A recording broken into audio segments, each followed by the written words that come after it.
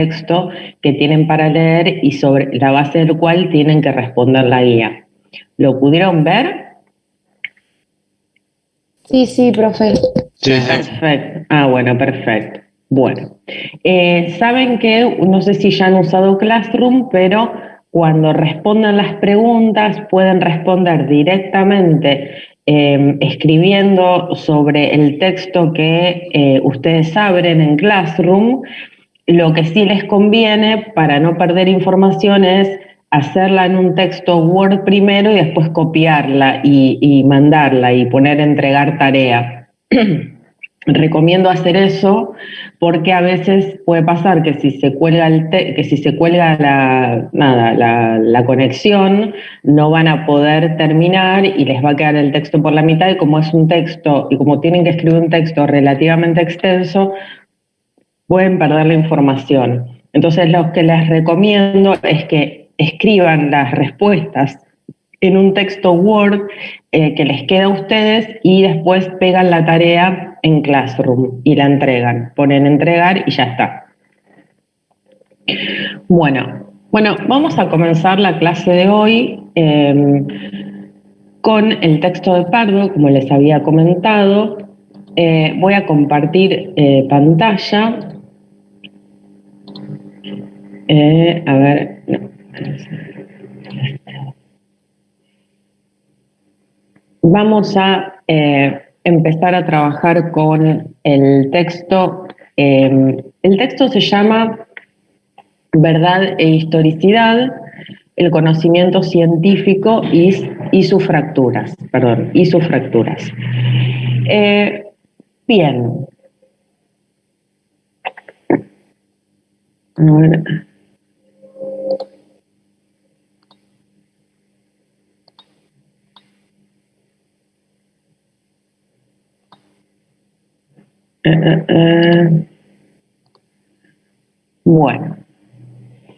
Bueno, ¿a qué remite este texto? En primer lugar, me interesa que podamos hacer un abordaje de la materia en el cual podamos pensar primero, ante todo, como como un primer acercamiento a la materia, cuáles son las características que tiene el conocimiento científico. Fíjense que nuestra materia se llama Metodología de las Ciencias Sociales. Entonces, por un lado, deberíamos ser capaces de abordar cuáles son los métodos a partir de los cuales la ciencia propiamente social, no las ciencias naturales, sino que las ciencias sociales, abordan su objeto de investigación, su análisis. Sin embargo, para poder pensar los métodos de la ciencia social, entiendo que me parece importante que, ante todo, nos preguntemos cuáles son las características de la ciencia, que es uno de los términos que están conformando nuestra materia, ¿no? Estamos hablando de metodología de las ciencias sociales. Ahora, mal que mal, podríamos entender cuál es la metodología que tiene que usar la ciencia social si primero no entendemos, ante todo, algo mucho más elemental, y por supuesto que en general cuando es más elemental es más difícil de entender y más difícil de abordar, y es qué es la ciencia, ¿no? ¿Qué es la ciencia y cuáles son sus características? Bueno, esto es lo que vamos a empezar a abordar hoy. Ahora bien,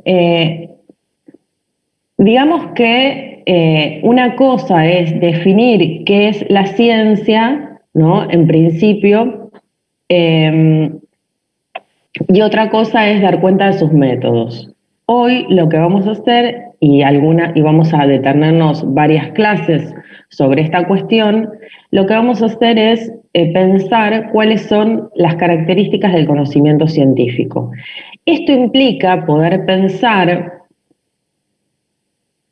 cuáles son los rasgos propios del conocimiento científico que lo diferencian de otra forma de conocimiento, ¿no? Porque no todo conocimiento en principio es científico.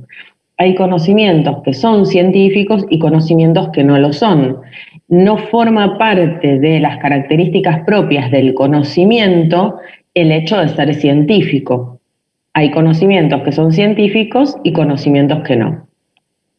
Y entonces, acá es donde me parece interesante incorporar el análisis que hace Pardo, porque Pardo lo que va a decir es que el conocimiento científico tiene una serie de características que no tienen todos los conocimientos, ¿no?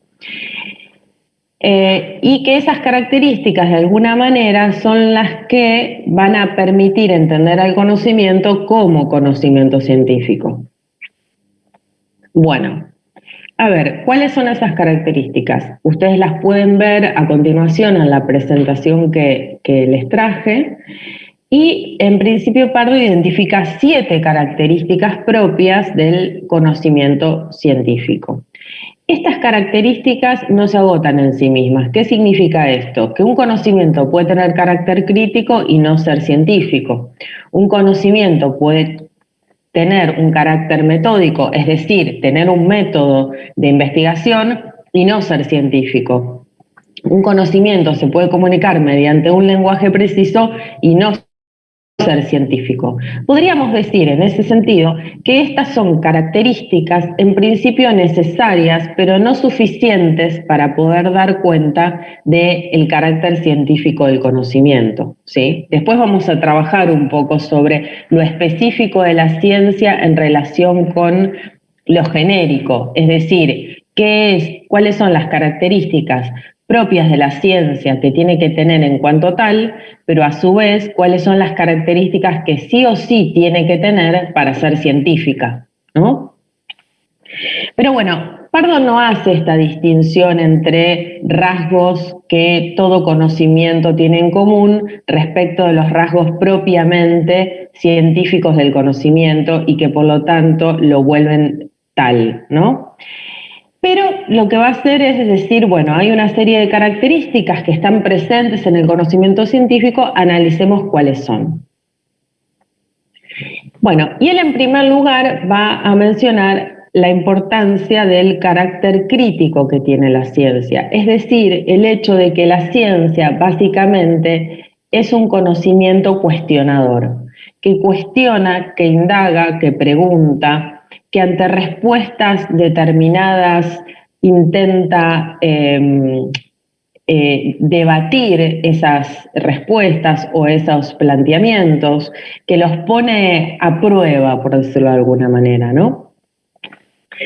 Otra de las características que Pardo va a identificar es el hecho de que el conocimiento científico tiene un carácter metódico. Es decir, ¿esto qué significa? Significa que hay un método, un procedimiento a seguir, que el conocimiento científico requiere de una explicitación acerca de cuáles son el conjunto de actividades necesarias que permiten poder alcanzar un conocimiento que sea propiamente científico.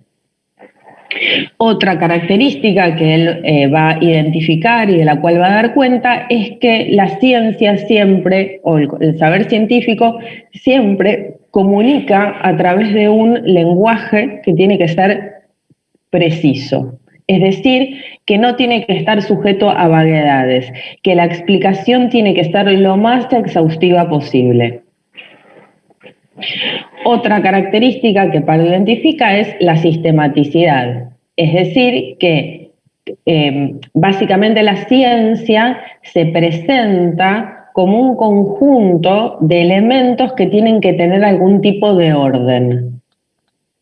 De ahí la idea de sistematicidad. ¿Qué es un sistema? Bueno, básicamente un sistema es, podríamos decirlo en términos generales, un conjunto ordenado de elementos.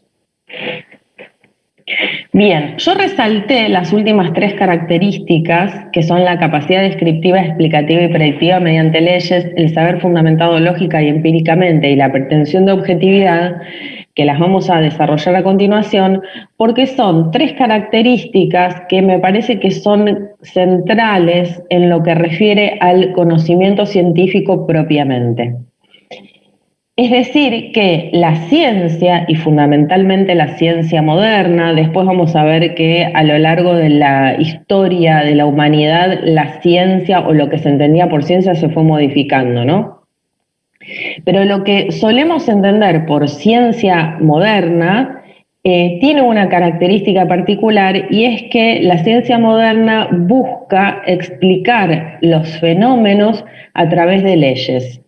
Y cuando hablo de leyes, no me refiero a la ley en el sentido de las normas que rigen, las normas jurídicas que pueden regir una sociedad, sino que me refiero a un conjunto de comportamientos que presentan los fenómenos que se desean investigar, que tienen una serie de características que los hacen susceptibles de ser explicados a través de lo que llamamos leyes.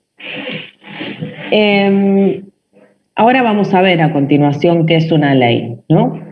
Pero me interesa remarcar que una de las características del conocimiento científico fundamentales y que inauguran la ciencia moderna fundamentalmente, en particular la ciencia moderna se vale mucho de la idea de leyes, aunque hay que reconocer que ya en la antigüedad había este concepto existía, digamos, ¿no? No es que no existía, pero digamos, en la ciencia moderna sobre todo, aparece la idea de que los fenómenos, ya sean naturales o los fenómenos sociales, se deben poder explicar a través de leyes. Bien, y otra característica, ahora vamos a desarrollar a continuación el punto 5, pero otra característica que vamos a trabajar muy fuertemente es la idea de un saber fundamentado. Bueno, una de las características específicas de la ciencia moderna, en general de la ciencia, digamos, es que la ciencia no solamente enuncia un saber, sino que además tiene que ser capaz de fundamentarlo.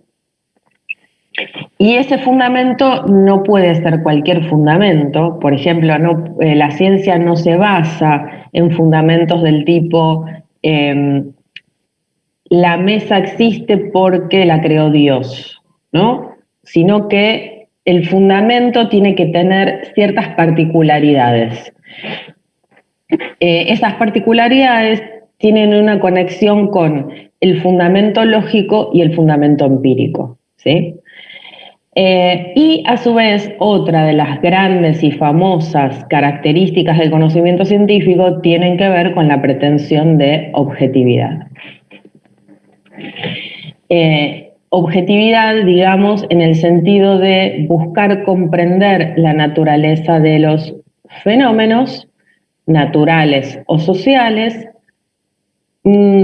vamos a decirlo así, con la suficiente distancia por parte de los sujetos que conocen, de forma tal que lo que conocemos no se vea, y lo digo entre comillas, pero es una palabra interesante, no se vea contaminado, atravesado por las características propias de quien conoce, ¿no?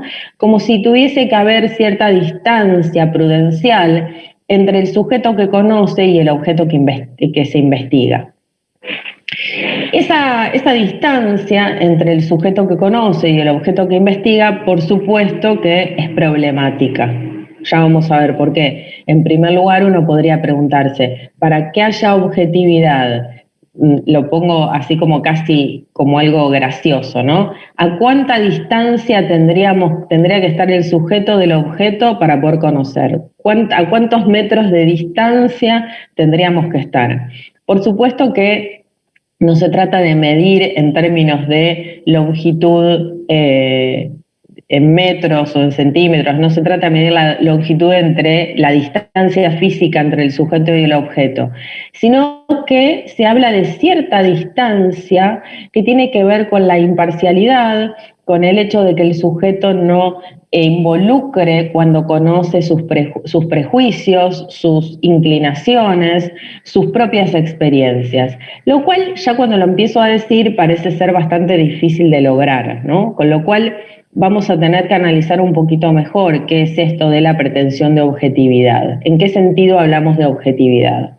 Pero bueno, en principio están estas 7 características A continuación, lo que vamos a hacer en la próxima filmina es trabajar puntualmente con el concepto de ley, pero hasta acá, si les parece, podríamos abrir una especie de ventana para que ustedes, si tienen alguna duda, me la puedan transmitir y podamos seguir avanzando. Creo que tienen el micrófono disponible para poder hablar libremente si alguien quiere hacer una consulta o una pregunta.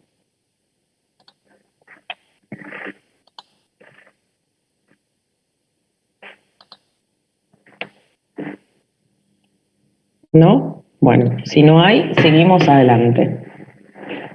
Bueno, vamos a pasar a la segunda filmina.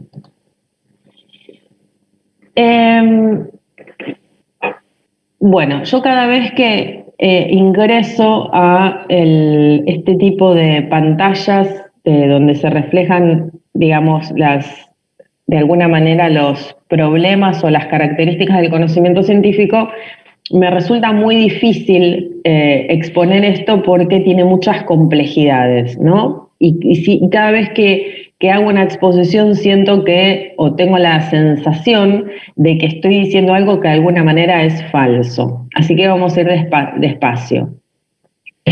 Esta primera filmina se refiere a qué punto del desarrollo que hace Pardo. Se refiere a la comunicación mediante un lenguaje preciso. Tiene relación con esto. La segunda filmina. ¿Por qué? Bueno, porque en lo que refiere a las características del conocimiento científico, Pardo dice que la ciencia debe comunicar mediante un lenguaje preciso, ¿no? Ahora, ¿qué significa comunicar mediante un lenguaje preciso? Bueno, supongamos que de alguna manera que no queden dudas que se trata de algo en particular. En el caso de la mesa, que dice algo de 4 patas, sí. No me acuerdo qué más decía, superficie plana o algo así. Sí, bueno. Puede tratar de muchas cosas, entonces no está correctamente definido que se trata de una mesa. Exactamente. Y de alguna manera no estaríamos dando cuenta de esa característica que hay que comunicar mediante un lenguaje preciso, ¿no? Volví para atrás, no quería exponer todo el desarrollo porque quería que hagamos el ejercicio juntos. Si yo pregunto, por ejemplo, ¿qué es una mesa?, ¿qué me responderían?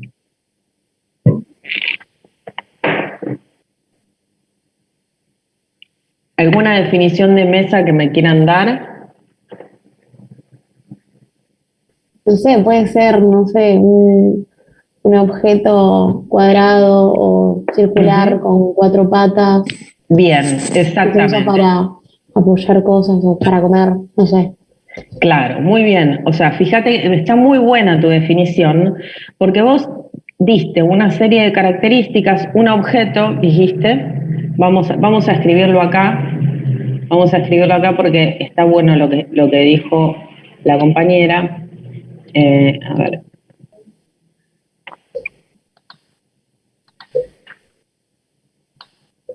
Mesa dijo que sería un objeto con 4 patas, de madera, dijiste. Sí, circular o cuadrado o rectangular. Circular o cuadrado o rectangular, y que sirve para determinadas funciones como comer, por ejemplo, ¿no? Sí. Bien.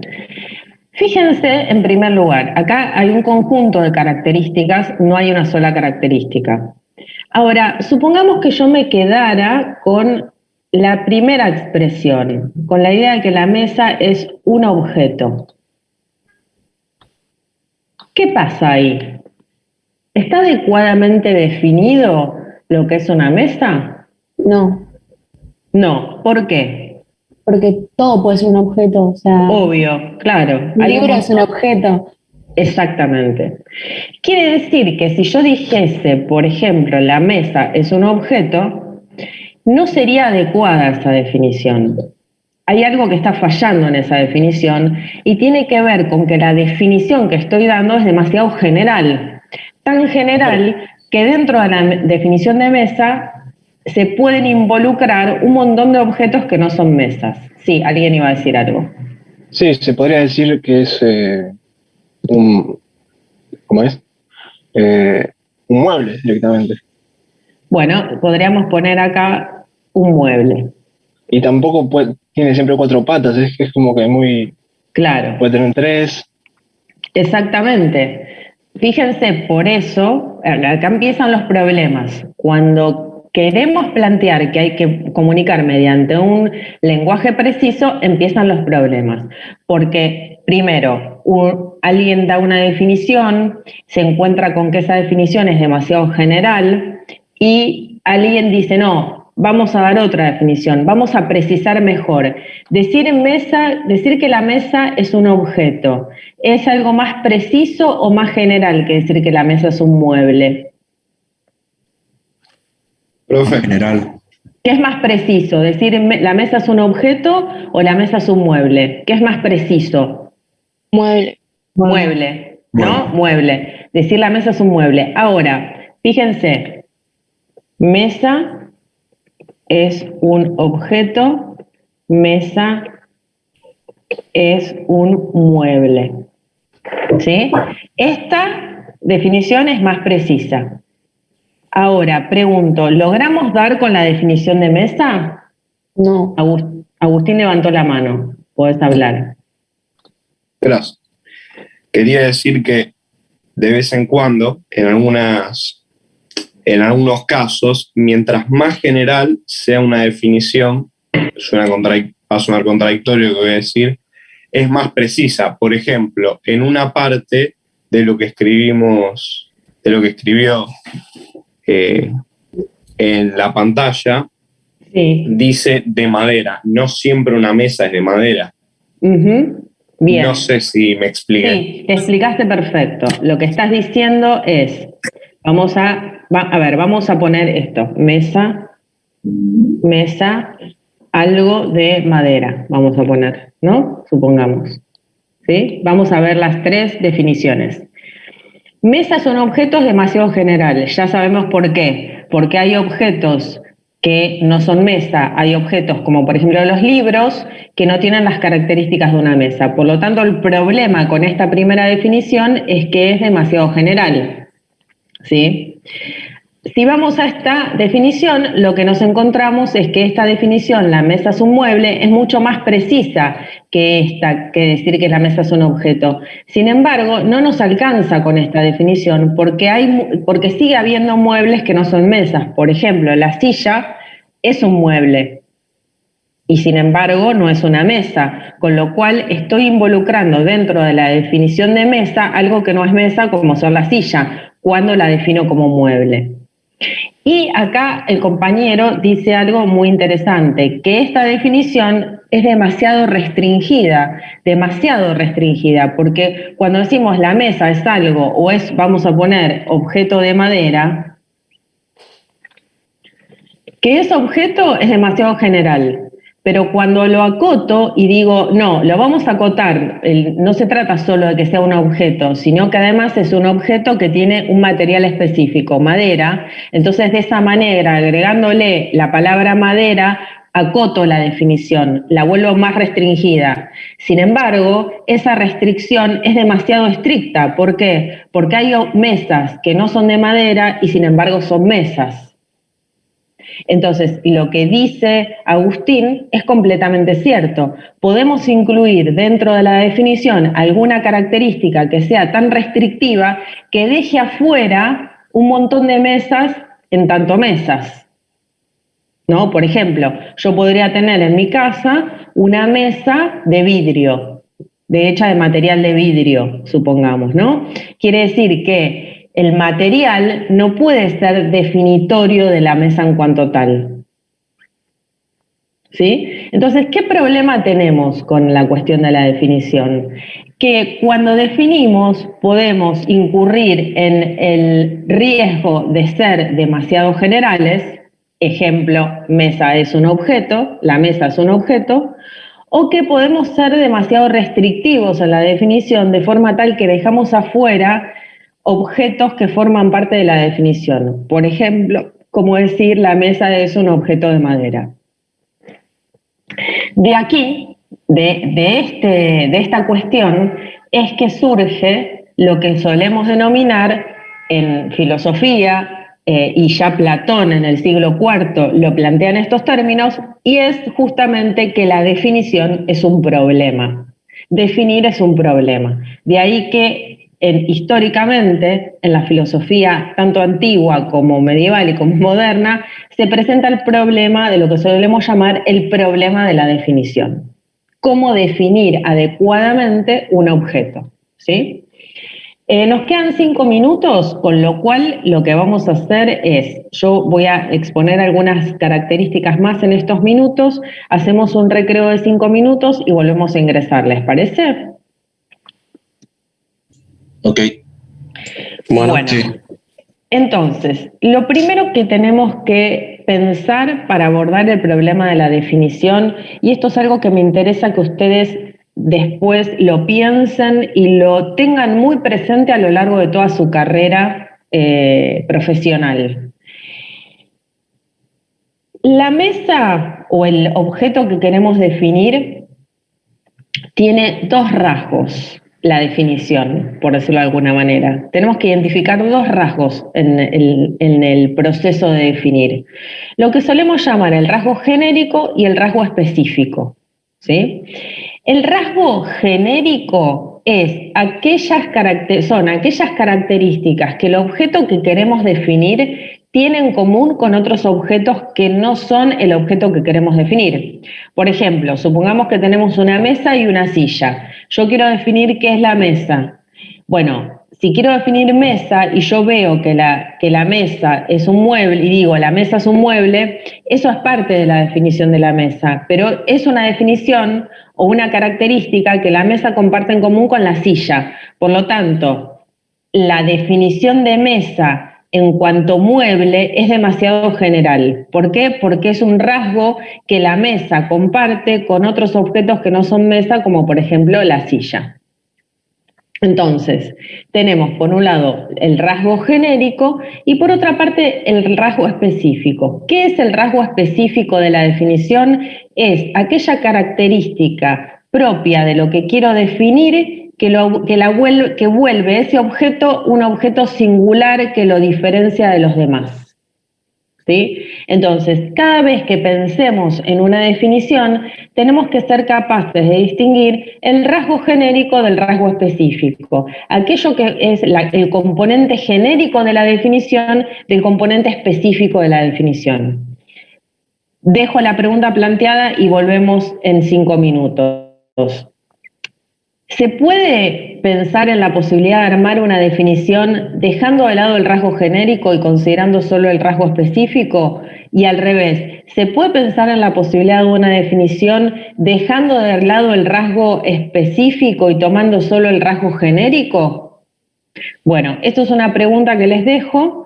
Lo que vamos a hacer a continuación es una pausa, si les parece, son las 7:37, con lo cual vamos a volver a las 7:42. ¿Les parece? Dale, profe. Así pueden traerse el mate o alguna merienda si quieren y volvemos a ingresar. Vale. Bueno, nos vemos en unos minutos.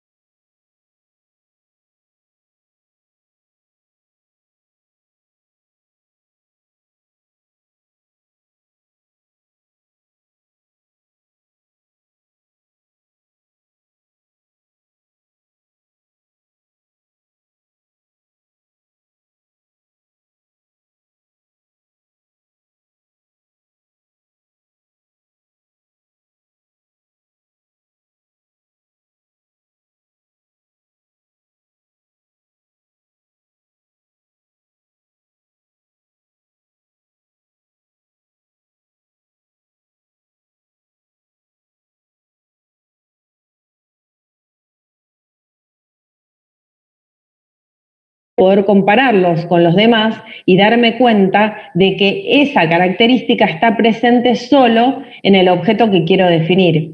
Quiere decir que para poder identificar el rasgo específico tuve que hacer una comparación con otros objetos. Y de esa comparación, ¿qué surge? Que hay características en común de un objeto con otro y que hay características que solamente conserva uno de esos objetos.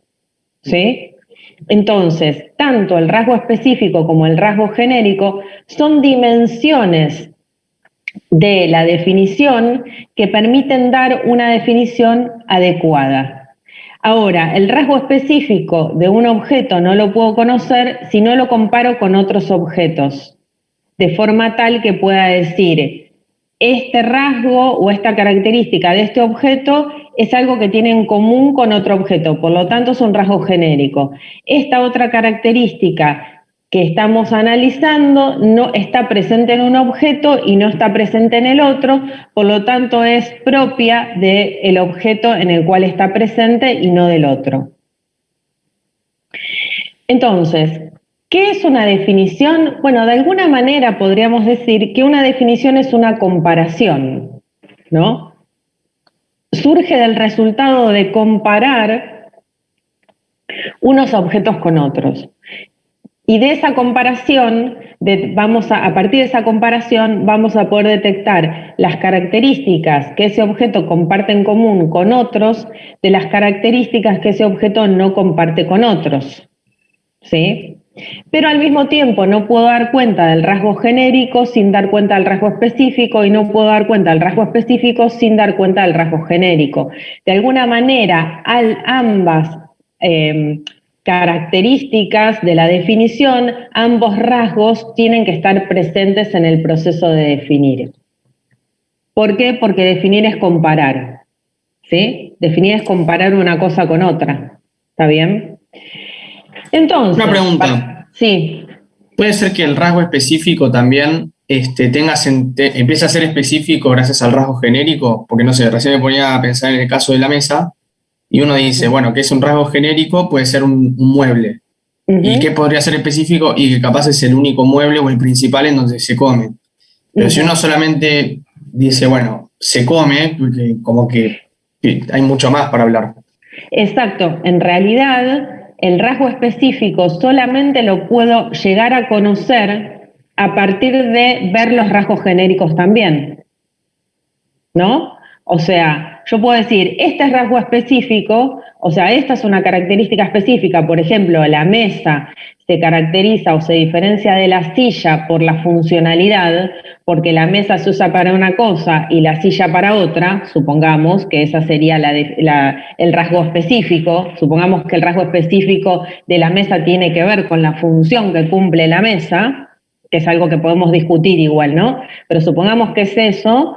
Bueno, para yo poder entender eso, para poder entender que está en la funcionalidad de la mesa el hecho de ser mesa y lo que la distingue de cualquier otro mueble, para poder darme cuenta de eso tuve que hacer una comparación con los otros objetos y detectar lo que esos objetos tienen en común y lo que tienen de distinto. Ahora, para detectar lo que tienen de distinto también tuve que detectar de alguna manera lo que tienen en común. ¿No? ¿A eso te referís? Claro. Sí, me refería a eso. Exactamente, bueno, es exactamente así. Por eso el momento genérico y el momento específico son momentos de la definición que podríamos encontrar como momentos necesarios, que no se puede prescindir de ellos para poder definir. Entonces, bueno, ¿cuál sería la conclusión de esto? Bueno, la conclusión de esto básicamente es, acá alguien escribió, bueno, no importa, bueno, no importa.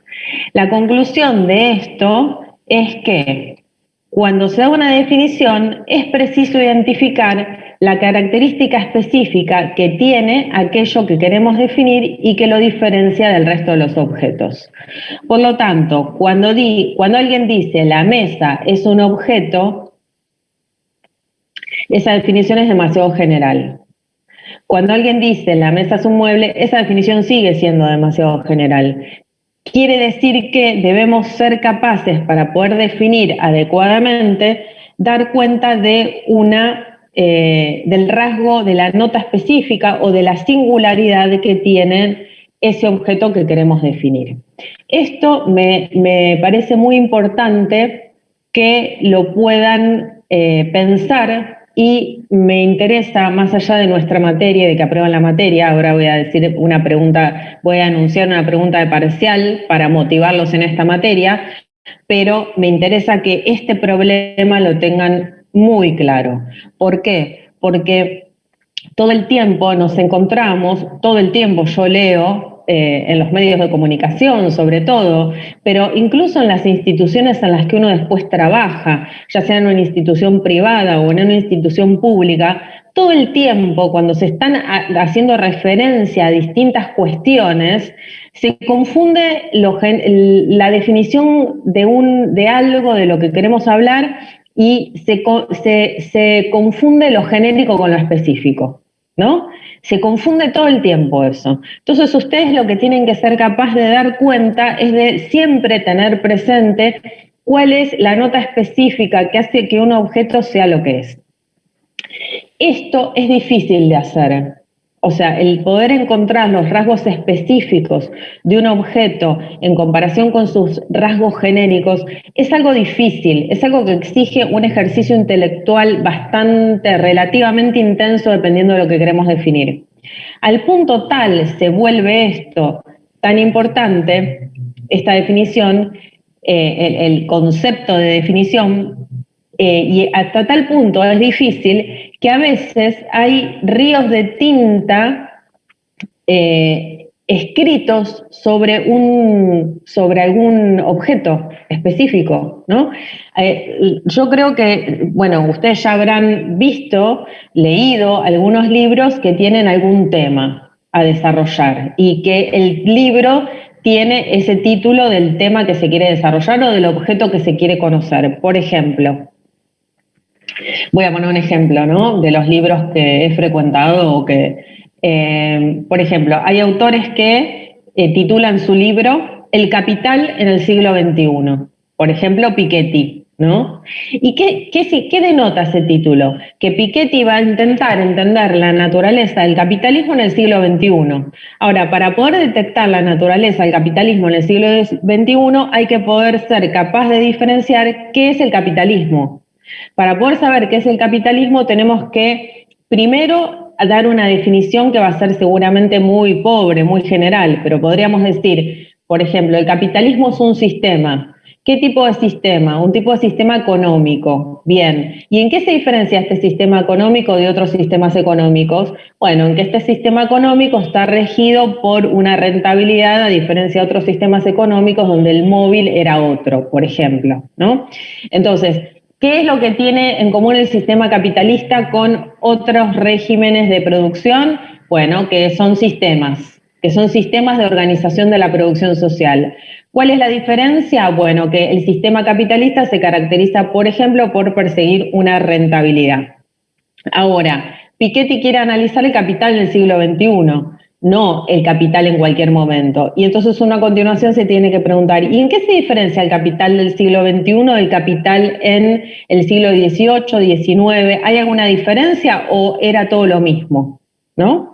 Bueno, fíjense que Piketty, si se pone en el libro, igual el libro de Piketty aborda la cuestión de la distribución, pero digamos, sí, aborda la cuestión de la distribución, pero como un problema, como si fuese específico del siglo XXI, ¿no? Entonces él lo que trata de mostrar son los problemas propios del siglo XXI en el marco del capital, en el marco del sistema capitalista. Entonces fíjense que a veces un libro es lo que se necesita para poder dar una definición adecuada. O sea, escribir un libro de 500 páginas y ahí tenés la definición completa, ¿no? Lo que quiero decir con esto es que a veces es difícil dar una definición y además, algo peor aún, hay debates acerca de esa definición. O sea, uno puede intentar definir el capital en el siglo XXI, escribir un libro de 500 páginas para definirlo y viene otro intelectual y escribe otra cosa diferente debatiendo con ese otro. Lo que quiero plantear con esto es que definir es un problema y siempre es objeto de controversia. siempre es objeto de controversia. Si en algún momento, y les va a pasar, no logran definir adecuadamente algo, no piensen que eso es porque no tienen la capacidad para hacerlo, que en parte es así, hay una limitación humana, todos tenemos limitaciones por la propia naturaleza humana, pero el problema es que para las personas en general es difícil definir, es difícil lograr una definición. Sin embargo, en cuanto personas intelectuales, pensantes, que van a ejercer una profesión, tenemos que ser capaces de poder reflexionar sobre esas definiciones y distinguir los rasgos genéricos del rasgo específico de un concepto, ¿sí? Ejemplo concreto, para poder cerrar esta primera parte. Si yo digo, ¿qué es el ser humano? ¿No? Acá, bueno, traigo el ejemplo, está escrito. ¿Qué es el ser humano? Es un animal mamífero capaz de razonar, ¿no? Bueno, ¿cuál sería el rasgo genérico y cuál sería el rasgo específico de esa definición? El animal mamífero es el rasgo genérico y el otro es el específico. Exactamente. Exactamente. No sé cómo hicieron para escribir esta línea acá y no la puedo borrar. Bueno, tengo un toque con estas cosas. No importa, la tapo para no tener que enfrentarme a ella. Exactamente, el rasgo genérico es esa parte del ser humano que consiste en ser un mamífero. ¿Por qué esa parte es la parte genérica? Y porque hay más animales mamíferos. Claro, porque el ser humano es un animal mamífero, pero no todo mamífero es un ser humano. Hay mamíferos que no son seres humanos. Por ejemplo obvio y evidente, las vacas son mamíferos, ¿no? Ahora, capaz de razonar. ¿Las vacas son capaces de razonar? Y no. ¿Los muebles son capaces de razonar? No. ¿Los monos son capaces de razonar? No. Bueno. Y discutible. Discutible, ¿no? Discutible. Claro, ahí es donde empieza el problema, por eso me interesaba, es muy interesante este ejemplo, porque en principio es obvio que no, es obvio que los monos no razonan. Discutible, nosotros descendemos de los monos, somos animales que evolucionamos, que tenemos cierto proceso evolutivo que nos llevó a poder desarrollar el cerebro de una manera impresionante. Pero en todo caso uno podría decir, bueno, la diferencia con los monos, en todo caso es una diferencia que evolutiva, no sé, ¿Cómo? quizá. De evolución, capaz que... Sí, de grados, Claro. en algún momento, ¿no? La otra vez veía un video, un amigo que mandó que mostraba cómo un mono se hacía malvaviscos, ¿no? O sea, le habían enseñado a hacer malvaviscos. Obviamente él le habían enseñado a agarrar un objeto, a prender el fuego. Yo no sé hasta qué punto eso era así, porque es un video que después se los voy a mandar, está bueno el video, pero uno podría cuestionar con eso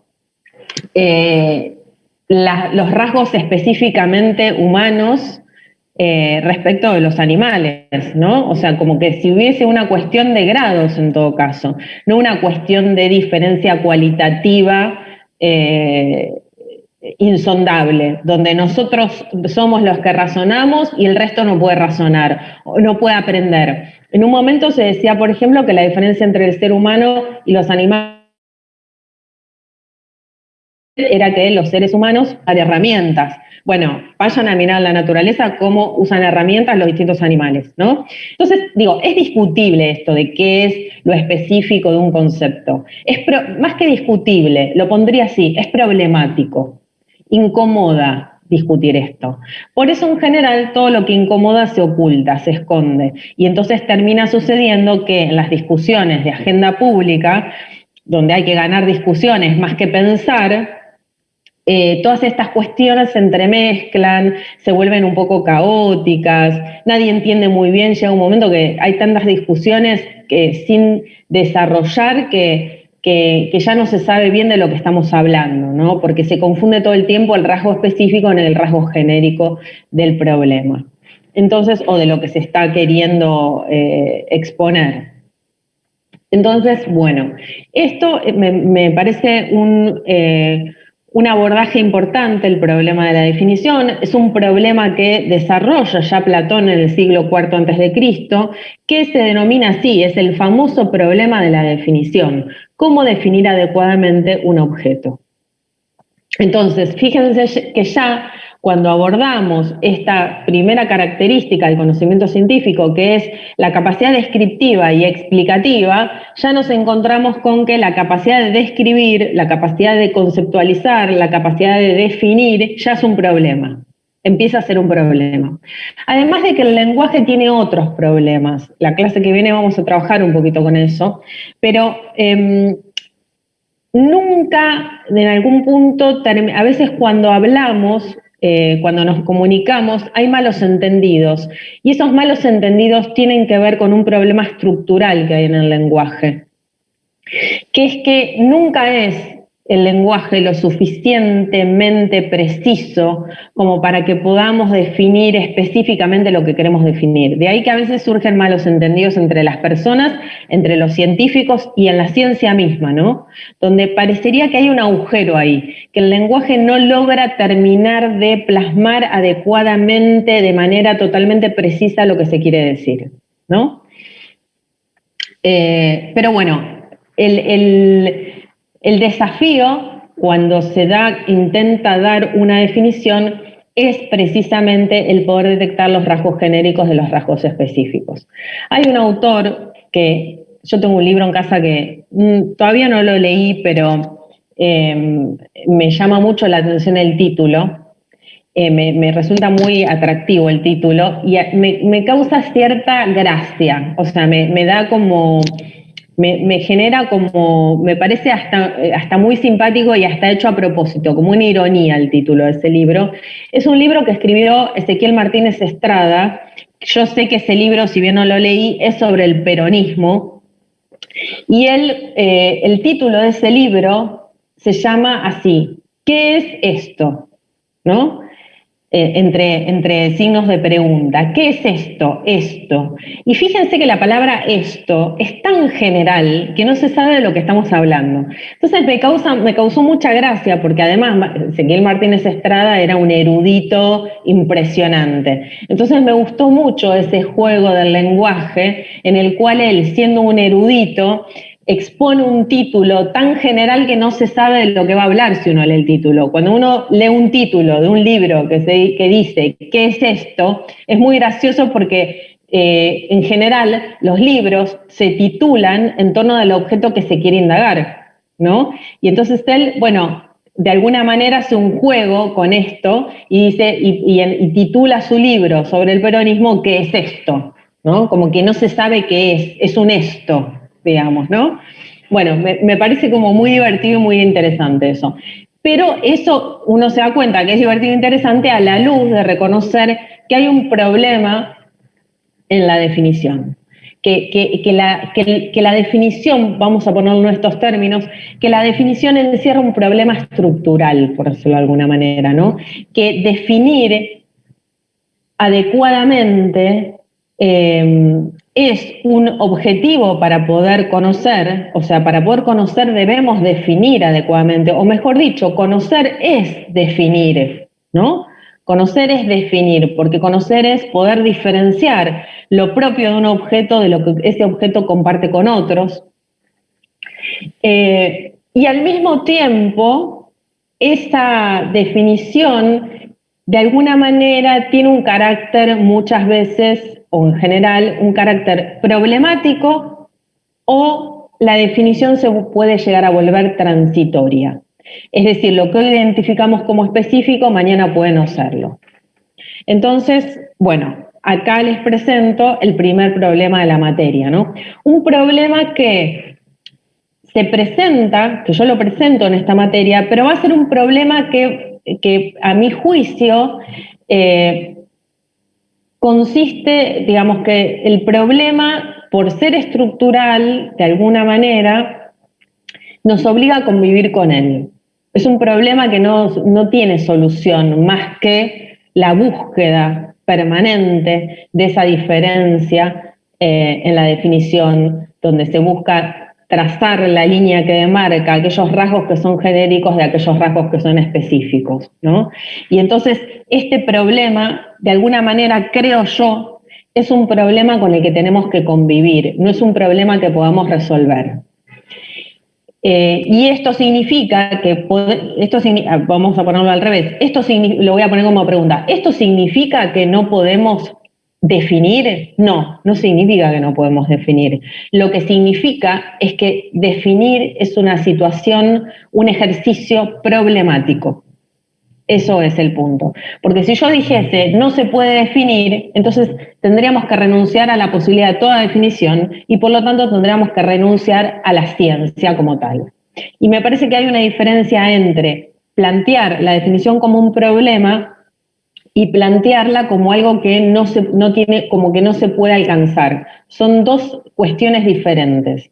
Se puede definir, esa definición tiene un carácter sumamente problemático y muchas veces transitorio.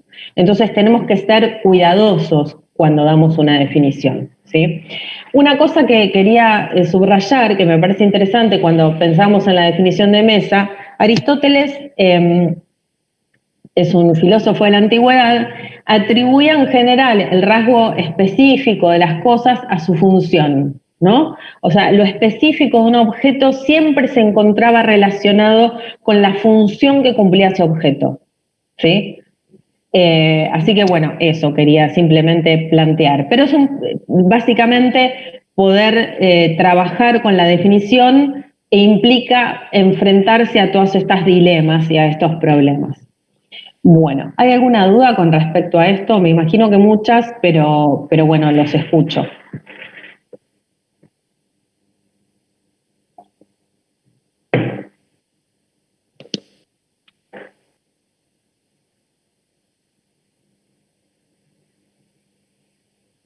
Bueno, si no hay dudas, o puede haberlas si nos surgen ahora, dejamos el espacio para que lo puedan pensar y si tienen alguna duda la próxima clase también la pueden hacer preguntas al respecto. Avanzamos un poquito más, si les parece, con otra característica del conocimiento científico que tiene que ver con esta parte de la característica número 5, que es la idea de ley. Yo acá subrayo la idea de leyes, porque fíjense lo que plantea el punto 5, que la ciencia tiene que tener capacidad descriptiva, explicativa y predictiva mediante leyes. Entonces, la pregunta es, ¿qué es una ley? ¿No? O sea, lo que está planteando Pardo es que la ciencia debe ser capaz de describir, debe ser capaz de explicar. Acabamos de ver que para poder describir tenemos que poder definir adecuadamente, pero a su vez las explicaciones de la ciencia, dice Pardo, y esto es algo propio de la ciencia moderna, las explicaciones se dan a través de leyes. Ahora, ¿qué es una ley? Bueno, vamos a... Acá tengo la definición. A ver. ¿Qué entendemos por ley? Bueno, yo para poder dar el concepto de ley acudí a un autor, que es un autor del siglo XX, un filósofo muy reconocido en el siglo XX, XXI, que escribió un libro que se llama La explicación científica. Y este autor se llama Carl Hempel. Y él dice, por ley general entendemos aquí un enunciado de forma condicional universal, esta palabra me interesa destacarla, un enunciado de forma condicional universal que puede confirmarse o rectificarse por hallazgos empíricos adecuados. El término ley sugiere la idea de que el enunciado en cuestión efectivamente ha sido confirmado por los elementos adecuados disponibles. Como esta clasificación en muchos casos es irrelevante. Sí. Hay una chica queriendo entrar. A ver. No sé si te sale. No me aparece. Me dijo que ahora estoy intentando. Bueno, Ahora, yo igual la veo, mientras estoy exponiendo la veo cuando quiero entrar, pero ahora no me Vale, aparece ¿sale? nadie. No, Ah, no bueno, me para sale. avisar, por si las dudas. ¿Cómo? Gracias. Para avisar por si las dudas. Porque Ah, dice no perfecto. podía. Sí, está bien. Cualquier cosa, si no puede ingresar, me avisan. Bueno, Lo que leía, retomo lo que leía. Dice, el término ley sugiere la idea de que el enunciado en cuestión efectivamente ha sido confirmado por los elementos adecuados disponibles. Como esta clasificación en muchos casos es irrelevante para nuestros propósitos, emplearemos con frecuencia las expresiones hipótesis de forma universal o brevemente hipótesis universal en lugar de ley general, y si fuera necesario estableceremos la condición de confirmación satisfactoria por separado. Bueno, acá hay varios elementos que vamos a retomar la clase que viene, pero en primer lugar me interesa que nos concentremos en la cuestión de el hecho de que la ley es un enunciado condicional universal. ¿Sí? Es un enunciado condicional universal. A ver. Universal se refiere a que es igual para todo el mundo, pero condicional, ¿por qué está condicionado? Bueno, vamos a pensar, yo creo que puede ayudar mucho para poder pensar el concepto de ley en pensar en una ley concreta, específica. ¿Sí? Pensemos, por ejemplo, en la ley de la gravedad o en la ley de la luz, de la velocidad de la luz. La ley de la velocidad de la luz, ¿qué plantea? Plantea que la luz tiene una velocidad constante de 300.000 kilómetros por segundo. Creo que es así la ley, creo que la estoy diciendo bien. ¿Sí?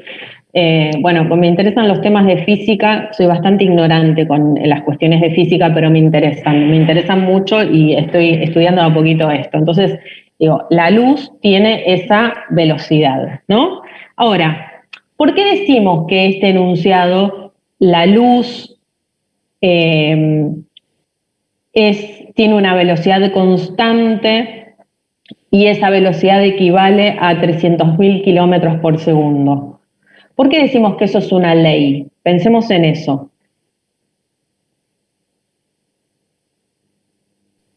Porque en algún momento...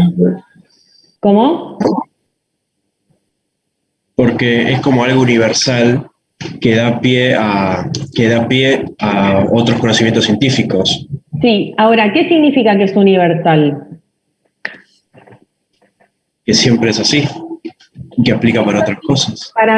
¿Para una forma específica de la luz o para la luz en general? Que aplica para la luz en general. Es algo Aplica para la luz, claro. Es algo que condiciona a cualquier tipo de luz. Exactamente. Es universal en el sentido de que es para toda la luz, digamos, ¿no? O sea, es la idea de que la velocidad de la luz va a 300.000 kilómetros por segundo es en cualquier circunstancia, tiempo y lugar. Es universal por eso, ¿no? Y es condicional porque, digamos que eso es universal, ocurre siempre para el caso de la luz, no para el caso de cualquier objeto, ¿no? Sino que esa ley que ocurre, que se da en todos los casos, ocurre para una situación específica, para un objeto específico como lo es la luz. Fíjense que la luz tiene esta característica de que tiene una velocidad constante y siempre es de 300.000 kilómetros por segundo. Tiene una característica más. Hay una característica más en la ley, que nada puede ir más rápido que la velocidad de la luz. ¿No? Ningún objeto conocido hasta el momento se puede mover más rápido que la velocidad de la luz. Ninguno. Y eso es universal, porque rige para todos los objetos. ¿Sí? Bueno, la clase que viene, nos quedan poquitos minutos. La clase que viene vamos a retomar esta cuestión de la ley que me parece realmente interesantísima. Vamos a ver algunos ejemplos, vamos a trabajar con algunos ejemplos para poder abordar precisamente la definición o el concepto de ley. En principio pensemos en esto cuando pensemos en una ley, como un enunciado que tiene un carácter universal condicional. ¿Sí? Universal y condicional.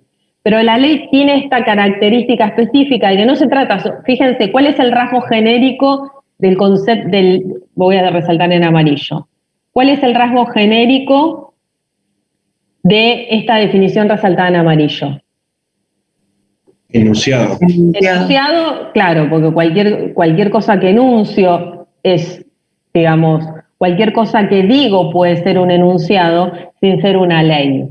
Pero ¿cuál es la característica del enunciado en tanto ley? Que tiene una forma que es universal y condicional. Podríamos seguir agregando connotaciones específicas, ¿no?